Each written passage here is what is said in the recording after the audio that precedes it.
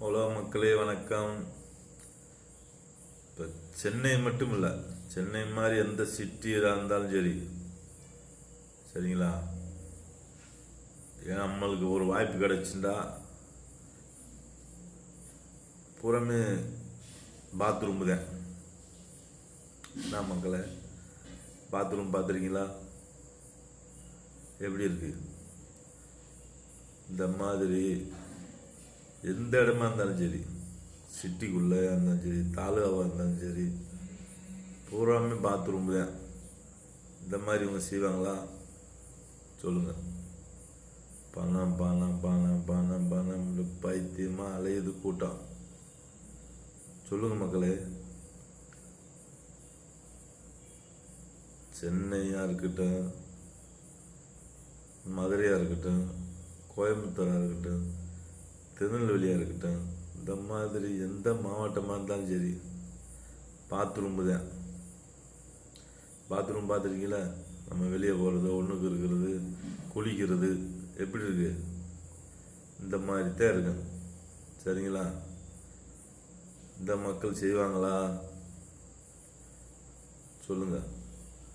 இவங்களோட நான் சேரலாமா? சொல்லுங்க மக்களே. மீன் மாட்டிக்கிடுச்சுன்னா துள்ளத்தான் செய்யும். நான் சின்ன பையில மீன் பிடிச்சி நானாக சுட்டு தின்றுருக்கேன்.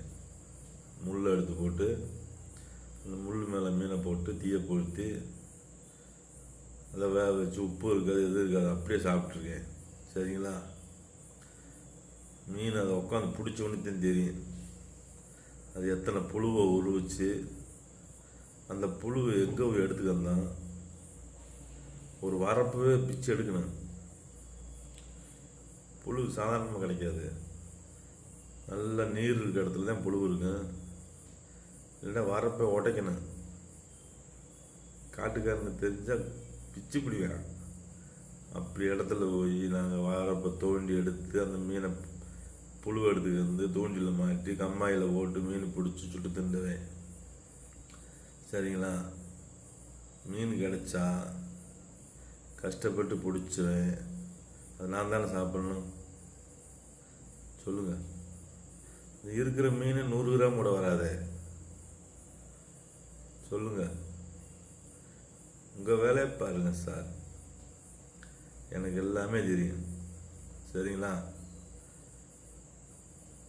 புரிஞ்சா புரியலையா?